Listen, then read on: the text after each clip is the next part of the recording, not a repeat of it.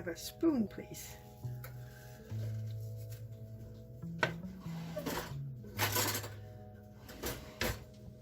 Thank you.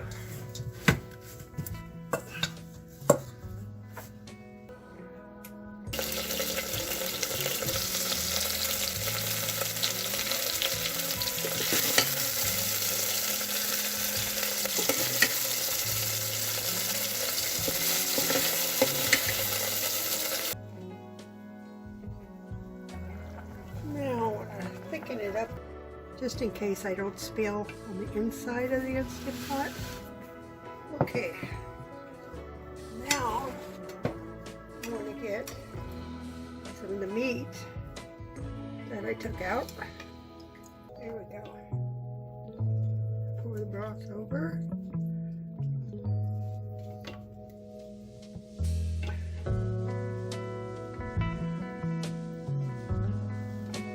And there you go.